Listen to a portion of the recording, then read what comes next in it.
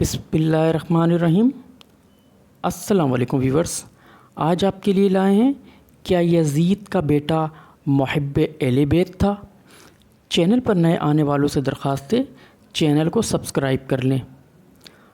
ہم ذکر کرنے والے ہیں اس واقعے کا کہ جب یزید کی قبر کو کھدوایا گیا، آخر اس واقعے کی وجہ کیا تھی، کس نے اور کیوں یزید کی قبر کو کھولا۔ یہ واقعہ یزید کی وفات کے کتنے سال بعد پیش آیا۔ یزید نے اپنی زندگی میں ہی اپنے بیٹے معاویہ کو اپنا جانشین مقرر کر دیا تھا۔ یزید کے 12 بیٹے اور 5 بیٹیاں تھیں، لیکن اس کو اپنے بیٹے معاویہ سے بے انتہا پیار تھا۔ اس کی تعلیم و تربیت بھی شہزادوں کی طرح ہی کی گئی۔ یزید چاہتا تھا کہ اس کا بیٹا اس کا حقیقی جانشین بنے۔ یزید نے حکومت سنبھالتے ہی اپنے 2 بیٹوں خالد اور معاویہ کو اس وقت کے بہترین استاد شیخ عمر المقصوص کے مکتب میں 3 سال کے لیے بھیج دیا۔ شیخ عمر المقصوص بھی جانتے تھے کہ یزید کا جانشین معاویہ ہے، اس لیے انہوں نے اس کی تربیت پر خوب محنت کی۔ 61 ہجری میں جب واقعہ کربلا پیش آیا تو شیخ عمر المقصوص کو بہت تکلیف پہنچی، چونکہ آپ کا دل محبت اہل بیت سے تڑپتا تھا۔ اس لیے آپ نے یزید کے ان دونوں بیٹوں کو عظمت اہل بیت سے خوب روشناس کرایا۔ ایک طرف کربلا کا واقعہ پیش آیا اور جگہ جگہ یزید کے خلاف بغاوت اٹھنے لگی۔ دوسری طرف معاویہ جو یزید کا جانشین تھا، اس کی تربیت ایک سچے عاشق رسول کر رہے تھے۔ واقعہ کربلا کے تیسرے سال 683 عیسوی میں یزید عبرتناک موت سے دوچار ہوا تو معاویہ ابن یزید 20 سال کی عمر میں تخت نشین ہوا۔ جیسے ہی معاویہ ابن یزید تخت نشین ہوا تو استاد محترم کی محبت رنگ لانے لگی۔ اس نے آتے کے ساتھ ہی واقعہ کربلا کی تحقیقات کی اور محض 40ویں دن لوگوں کو اپنی بیت سے آزاد کر دیا۔ بعض روایتوں میں معاویہ ابن یزید نے 3 ماہ حکومت کی۔ 20 سال کی عمر جوانی کا ایسا دور ہے کہ جب انسانی خواہشات کی منہ زوری عروج پر ہوتی ہے۔ یزید کا جانشین ہونا اور پوری اسلامی مملکت پر حکمرانی کرنا اپنے تمام جائز اور ناجائز خواہشاتوں کو پورا کرنے کے لیے بہترین موقع تھا، لیکن معاویہ ابن یزید نے تخت پر بیٹھتے ہی واقعہ کربلا کی تحقیقات کی اور حالات کا بہت باریک بینی سے جائزہ لیا۔ جب اس نے دیکھا کہ میرے باپ نے اسلام اور مسلمانوں کو اس قدر عظیم نقصان پہنچایا ہے تو اس نے محسوس کیا کہ وہ ایک دوراہے پر کھڑا ہے کہ حکومت کی بھاگ دوڑ تھامے رہے اور ظلم اور ستم، عیش و عشرت کا بازار گرم رکھے، یا تخت و تاج کو چھوڑ دے اور اپنے آپ کو ان ہولناک گناہوں اور ان کے دردناک عذاب سے دور رکھے۔ بالآخر اس نے فیصلہ ان سچی تعلیمات اور اس ایمان کے طفیل ہی ممکن ہوا جو اس کی رگوں میں شامل ہو چکا تھا۔ اس نے ایک اٹل ارادے کے ساتھ حکومت کے عہدیداروں اور عوام کو مسجد میں جمع کیا اور پھر خود منبر پر جا بیٹھا۔ اس نے اپنی تقریر میں سب سے پہلے خدا کی حمد اور اس کے بعد رسول اللہ صلی اللہ علیہ وسلم پر درود بھیجا، اور پھر وہ یوں کہنے لگا، میرا باپ یزید کو جب حکومت ملی تو وہ اپنے اعمال اور بد کرداری کی وجہ سے ہرگز اس کا اہل نہیں تھا، لیکن وہ بھی اس پر قابض رہا اور اس کا نفس اس سے بدترین کاموں کی ترغیب دیتا رہا۔ وہ اپنے برے کاموں پر بھی فخر کرتا تھا اور اس نے خدا کی بتائی ہوئی حدود سے تجاوز کیا۔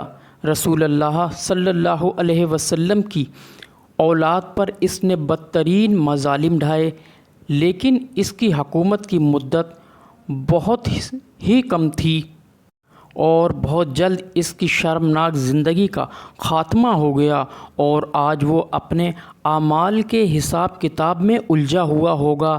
جب معاویہ ابن یزید کی یہ بات یہاں تک پہنچی تو اس کا گلا رک گیا۔ کافی دیر تک وہ بلند آواز میں روتا رہا، اور اس کے بعد وہ دوبارہ لوگوں سے ہم کلام ہوا اور اس نے کہا، اے لوگو، میں تمہارے گناہوں کا بوجھ اپنے کندھوں پر نہیں اٹھا سکتا اور نہ تمہاری دوستی کا طوق اپنے گلے میں نہیں ڈالوں گا۔ میری خواہش تو یہ ہے کہ حکومت شہزادہ حسین امام زین العابدین کے حوالے کر دی جائے، یا اب خود جو بہتر سمجھو وہ کرو، یا وہ حکومت کرے جس کا تم انتخاب کرو۔ میں اپنی بیعت سے تم لوگوں کو آزاد کرتا ہوں اور اس خلافت کو ٹھکراتا ہوں۔ معاویہ ابن یزید کے ان جملوں نے محفل میں ایک طوفان برپا کر دیا۔ پھر معاویہ ابن یزید ممبر سے اتر آیا۔ اس کی ماں اور دیگر عزیز و اقارب آئے تو دیکھا کہ روئے جا رہا ہے، تو اس کی ماں نے کہا، کاش تم حیض کا چیتڑا ہی ہوتے اور میں تمہاری خبر نہ سنتی۔ اس نے کہا، خدا کی قسم، میں بھی یہی چاہتا ہوں، اگر میرے خدا نے مجھے معاف نہ کیا تو میرے لیے برا ہو۔ اس کے بعد بنو امیہ نے شہزادہ مروان بن حکیم کے ہاتھ پر بیعت کر لی اور اسے تخت پر بٹھا دیا۔ مروان نے اپنے دارالحکومت مستقل طور پر دمشق منتقل کر دیا۔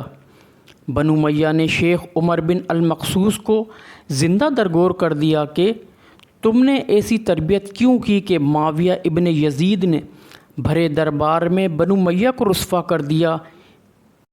اس کے چند دن بعد ہی معاویہ ابن یزید کو زہر دے دیا گیا۔ 684 عیسوی سے 685 تک مروان ابن حکیم نے حکومت کی۔ پھر اس کی وفات کے بعد مروان کے بیٹے عبد الملک نے 685 سے 705 تک ایک طویل عرصے تک حکومت کی۔ پھر 705 عیسوی سے 715 تک عبد الملک کے بیٹے ولید نے حکومت کی۔ اسی کے دور میں سندھ، اندلس اور دیگر بہت سی ریاستیں فتح ہوئیں۔ اسی کے دور میں شہزادہ حضرت امام زین العابدین کو زہر دیا گیا۔ 715 سے 717 تک ولید ابن عبد المالک کے بھائی سلمان ابن مالک نے حکومت کی، اور 717 میں عمر ابن عبد العزیز معجزانہ طور پر تخت نشین ہوئے، لیکن ان کو بھی زہر دے دیا گیا۔ 720 سے 740 تک ولید ابن عبد المالک نے حکومت کی بھاگ دوڑ سنبھالے رکھی۔ اس کے بعد ہشام ابن عبد المالک، ولید ابن یزید، یزید ابن ولید، ابراہیم ابن ولید اور مروان ابن محمد نے بالترتیب حکومت کی، اور 750 عیسوی میں بنو امیہ کی حکومت کا تختہ بنو عباس نے الٹ دیا۔ بنو امیہ کا آخری حکمراں مروان ثانی ایک انتہائی سست اور ڈرپوک حکمراں تھا، جس نے ابو مسلم خراسانی کے ہاتھوں شکست کھائی، اور یوں بنو عباس کی حکمرانی شروع ہوئی۔ تاریخ کتابوں میں درج ہے کہ ابو عباس الصفا کو حکمرانی سونپ دی۔ اس طرح بنو عباس کے پہلے حکمراں ابو عباس نے آتے ہی بنو امیہ کا نام و نشان مٹانے کی قسم کھائی۔ بہت سے لوگوں کو قتل کر دیا گیا اور کربلا کے واقعے میں ملوث تمام کرداروں کی قبروں تک کو کھود دیا گیا۔ اس طرح بنو عباس کے حکمراں ابو عباس الصفا نے یزید کی قبر کو بھی کھودوایا اور یہ کام اپنی نگرانی میں کرایا۔ وہ چاہتے تھے کہ یزید کو قبر سے نکالیں اور اس کی لاش کو سولی پر لٹکائیں۔ چنانچہ یزید کی وفات کے 65 سال بعد قبر کو وقت کے حاکم ابو جعفر اور ابو العباس کی نگرانی میں کھدوایا گیا، لیکن جب قبر کو کھولا گیا تو سب یہ دیکھ کر حیران رہ گئے کہ اس میں لکڑیوں کی راکھ، بدصورت کتا اور ایک اژدھے کے سوا کچھ نہ تھا۔ ویورز، قصہ کیسا لگا؟ فیڈ بیک ضرور دیجیے گا، چینل کو سبسکرائب کیجیے گا۔ ملتے ہیں نیکسٹ ویڈیو میں۔ اللہ حافظ۔